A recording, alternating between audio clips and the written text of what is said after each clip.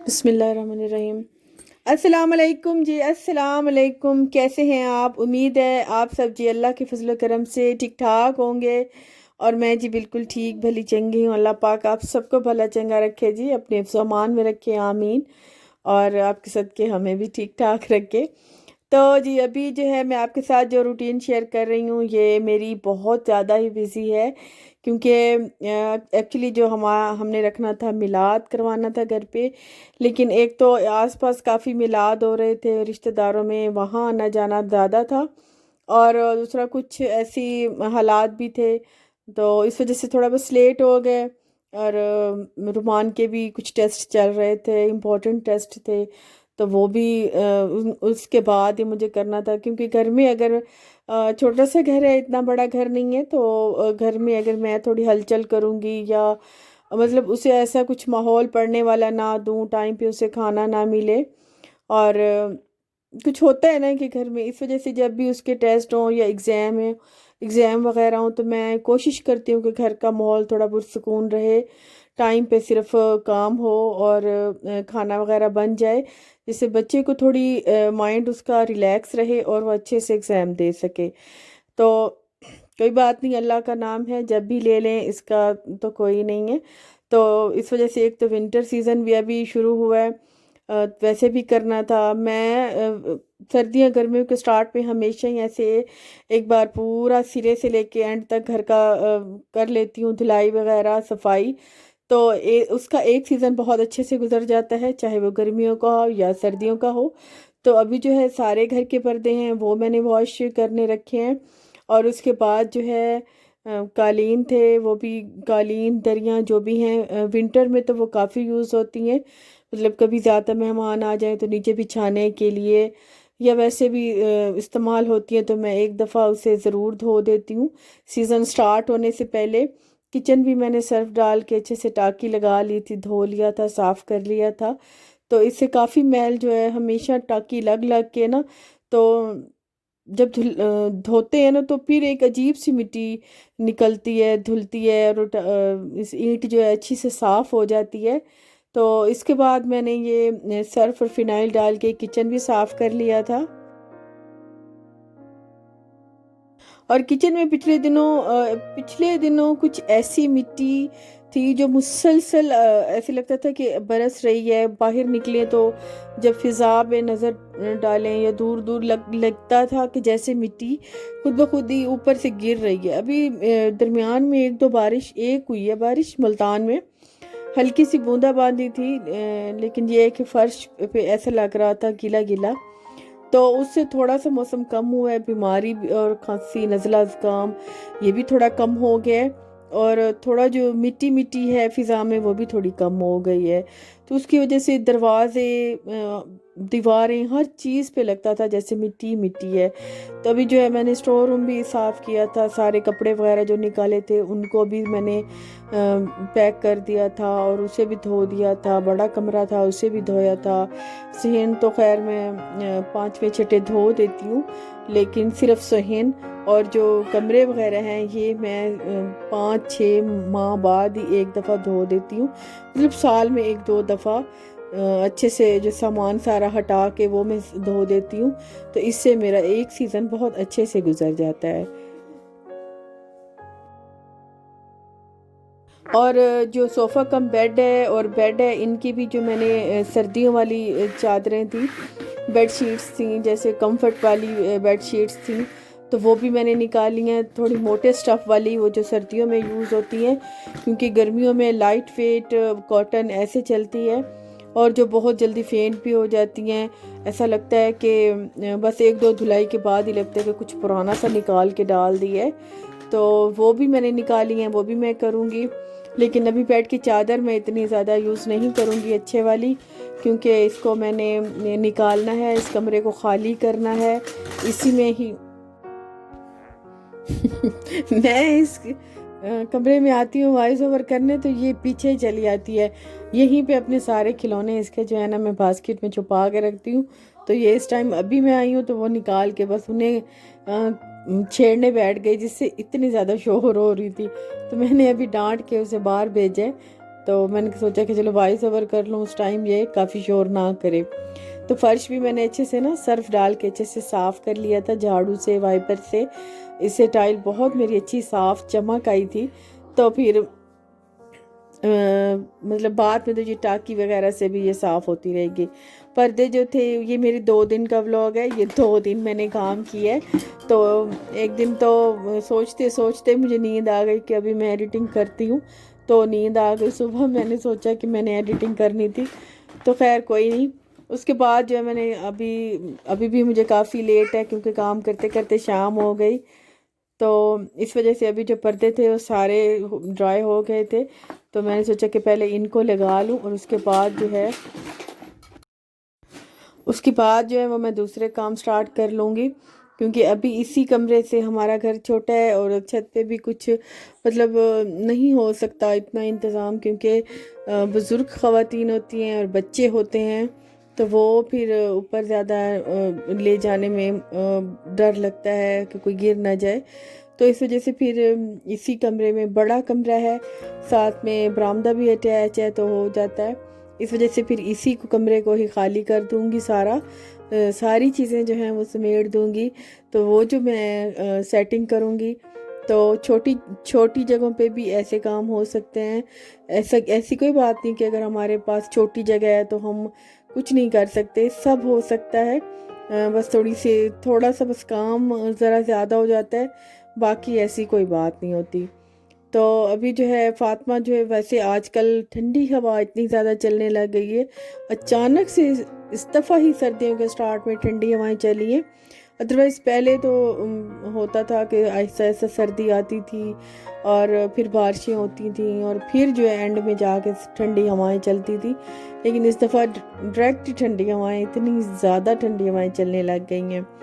तो काम में मुझे फातिमा का भी काफ़ी ज़्यादा ध्यान रखना पड़ गया, क्योंकि बच्चे जो हैं वो माओ के साथ साथ ही पानी में ठंडी हवा में फिरते रहते हैं और एंड में वो बुखार हो जाता है या बीमार हो जाते हैं, अल्लाह ना करे। तो इस वजह से फिर इसका भी साथ साथ में ख्याल रखना था कि इसको ठंड ना लग जाए या ये बीमार ना हो जाए। तो अभी जो है सारे पर्दे जो हैं वो मैंने सेट कर लिए थे और मैंने ली थी नई झाड़ू। तो दीवारों पे मुझे था कि थोड़ी थोड़े अगर कहीं जाले हैं या मिट्टी लगी हुई है, तो मिट्टी भी अटक जाती है सम टाइम, तो वो भी लगे हाथों जब मैं काम कर ही रही हूँ, तो वो भी सारी मैं झाड़ू वो मैंने लगा दी थी दीवारों पे। तो दीवारों को भी मैंने अच्छे से साफ़ कर लिया था। इससे जो मिट्टी वगैरह है वो जो लगी होती है वो इससे साफ़ हो जाती है। जो दूसरी झाड़ू है वो उससे इतनी ज़्यादा साफ़ नहीं होती, क्योंकि वो लग लग के बिल्कुल ख़त्म हो जाती है। ये नई वाली है दीवारों पे लगाने की या छत पे लगाने की, तो ये बड़ा मज़ा आता है, बिल्कुल साफ़ हो जाती हैं। तो अभी था ये शाम का टाइम था, तो मैंने आज वैसे बनाया कुछ नहीं था, क्योंकि सारा दिन ही काम में बिज़ी होने की वजह से बनाया मैंने कुछ भी नहीं था। तो शाम में जो था चावल का आटा रखा था, मुझे ख्याल आया, और थोड़ा सा जो साग बचा था, तो मैंने सोचा कि चलो उसको तड़का लगा लेती हूँ और चावलों वाली रोटी बना लेती हूँ। जैसे गोभी वाला सालन भी बना रखा है। ज़रूरत के टाइम ये है कि इस मौसम की ये बड़ी मौज है कि इस मौसम में चीज़ें सब्जियां बनी रखी हों तो 2-3 दिन चल जाता है, किसी दिन ना भी कुछ बनाए तो भी चल जाता है। तो अभी जो है मैंने वो चावल का आटा निकाला, उसको फटाफट से मैंने लिक्विड कर लिया है, और उसके बाद जो है मैं अब इससे रोटी बनाऊंगी। फातिमा,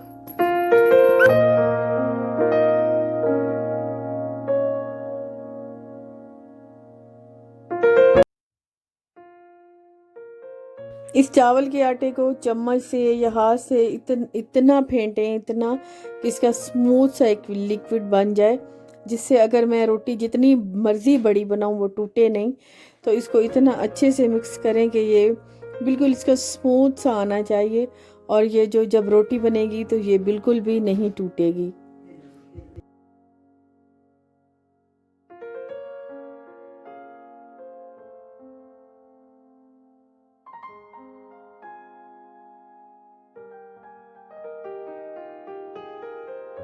अभी यहाँ पे ना मैं तड़का लगा लूँगी साग को, जो थोड़ा सा रखा था।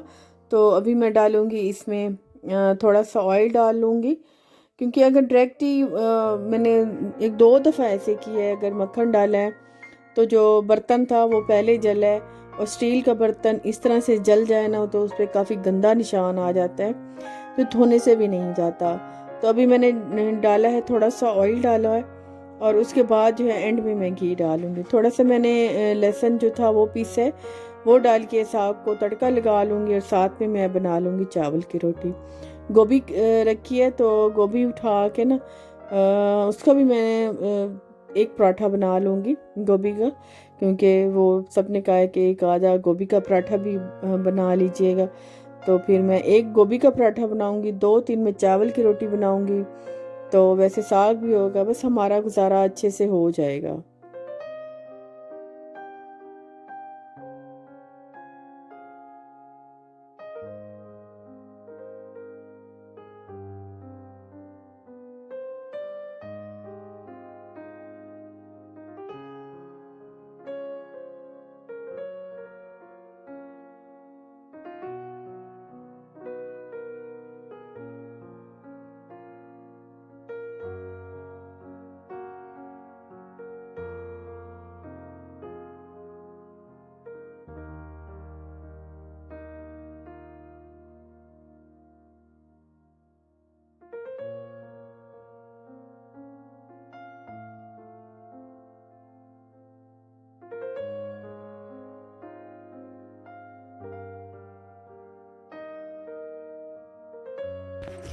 अच्छा जी, तो यहाँ पे जो है मेरा गोभी का बहुत ही मज़ेदार कुरकुरा सा, बिल्कुल पतला पतला सा ना पराठा वो हो गया है बिल्कुल तैयार।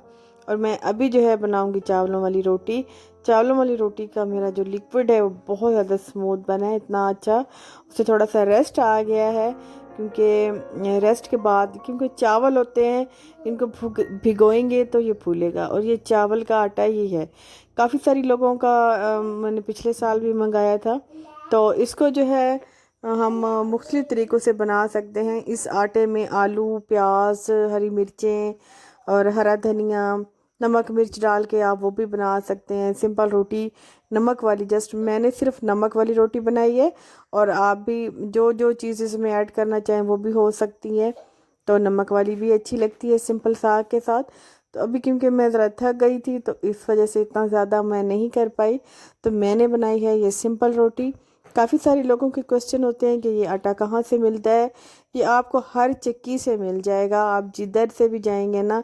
काफ़ी सारे लोगों को तो पता होगा चावलों का आटा, लेकिन जिनको नहीं पता, तो आम जो चक्की होती है जहाँ पे आटा मिलता है, आम आटा जो गेहूं का, दाने का, गंदम का आटा मिलता है, वहाँ से आप अगर चावल का आटा मांगेंगे, ज्वार का आटा, बाजरे का आटा, तो वो मिल जाता है।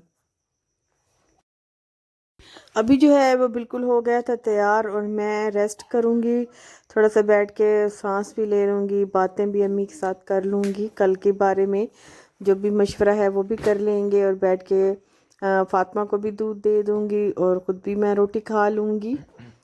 तो आप भी मेरे साथ इंजॉय करें। और सर्दियों में तो ख़ास तौर पे ऐसी चावलों वाली रोटी और बाजरे की रोटी और मक्की की रोटी, आप ये चीज़ें हर घर में ही बनती हैं। नेक्स्ट इंशाल्लाह मैं मकई का आटा मंगाऊंगी, तो मैं फिर बनाऊंगी मकई की रोटी, वो भी बहुत मज़े की बनती है। लेकिन वो ज़्यादातर वो बनती है कोयलों पे, जो हम लकड़ी की आग बनाते हैं, वो उस पर बहुत ज़्यादा मज़े की बनती है। इंशाल्लाह बनाऊंगी। अभी मैं आ गई थी अपने कमरे में, क्योंकि फातिमा का भी उठने का टाइम हो गया था, वो भी उठ गई थी। तो उसे भी मैं अभी दूंगी दूध, और ख़ुद भी बैठ के मैं थोड़े से चख लूँगी चावल की रोटी और साग।